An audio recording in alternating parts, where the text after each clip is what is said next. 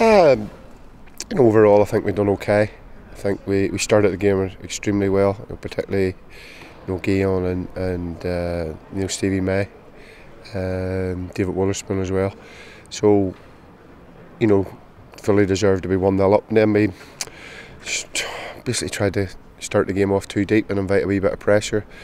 They got a wee bit of a foothold in the game, and the goal's a wee bit disappointing. We've not dealt with a cross, and then we've let the player run off us. They had a couple of chances at the end of the first half, but I thought second half we were the better side.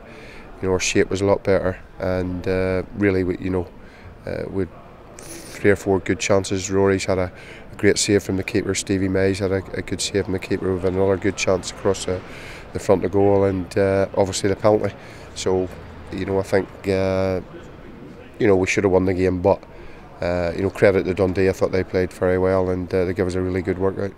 It was a good performance. I think first half we started well, but as the gaffer said, we didn't perform as well towards the middle of the first half, and towards the end of the first half we started to drop a wee bit and let them back into the game. But I think second half we started better, started passing the ball and getting the ball down, and I think it was good exercise for the boys. When it comes to friendly matches, how important is the result?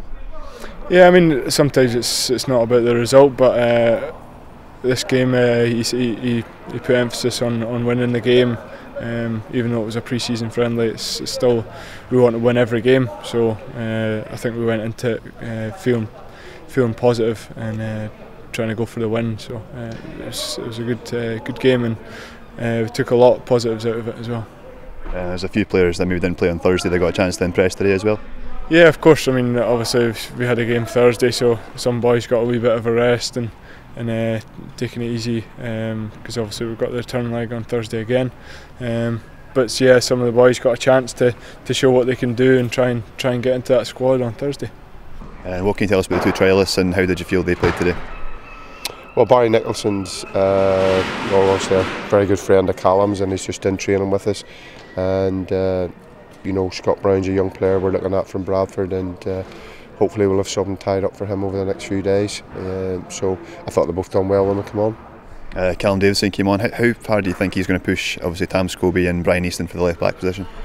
Well, he's registered with a player, and we wouldn't have registered him if we didn't think that he was capable of still playing, and he's fit. But the demands of the job that he's been doing as assistant, and we felt that it would get pre-season out of the way and let Callum concentrate mostly on that side of it. But he has joined in training, and I think again today it was evidently still a top player, and someone that if we need, or if there's a loss of form, that we know that we can call upon. Just looking back to last Thursday in Norway, just how big a result was that for St Johnstone Football Club? Yeah, I mean when you look back on it, it's a massive result, and it's great for Scottish football as well, just to show we can go over there and do that sort of thing. And I think it was all credit to the boys and the manager, and obviously supporters as well over there. Got right behind us, and we showed that we can play with the big teams. How much did the boys believe before the game started that we could get the win? Yeah, well, emphasis was on believing we could do it. I mean, the gaffer had watched them a couple of times, and obviously they're a good side. They pass the ball really well, and you can see they've got quality in them. But the boys had to believe, and we did, and we bought into it, and we showed that we can go in there and get a good result. And we just need to stay focused and get a good lead up to this Thursday. Well, it's a great one-off result, tremendous one-off result, probably one of the best in the club's history. But it's only one result and a 2-legged tie, and I'd be happier if we get the same result on Thursday night and we've won the tie, or even a draw and win the tie. I think that would make it an unbelievable achievement. But players deserve credit. Supporters deserve credit for how they turned out in their numbers to come and support us. And but we haven't won the tie, and we've got to forget about last Thursday, learn from it, the things we did well, a couple of things that we didn't maybe do so well, and take that into Thursday night's game. The one thing it does give us should be confidence, because we've already beaten them, and that should give us confidence going into the game. They'll have to come and basically, they've got to score. So I think that'll leave them even more open than what they usually are as well. So we're looking forward to the game.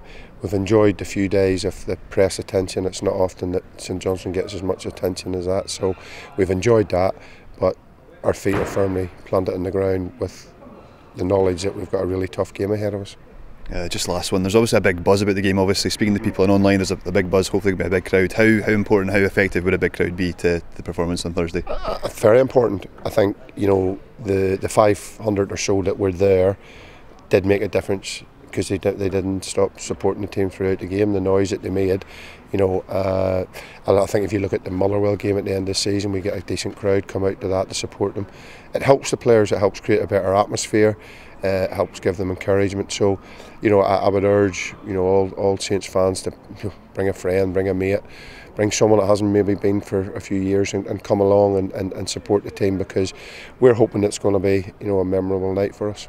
Just last question, going into the home leg, how important is it for the fans of St Johnstone, and people of Perth, to come out and support the team? Yeah, of course. If they can get right behind us, it's we're only halfway there, so we need to stay focused and try and get the job done. And so it would be great if they could turn up in numbers and get right behind us and create a big atmosphere at McDermott Park.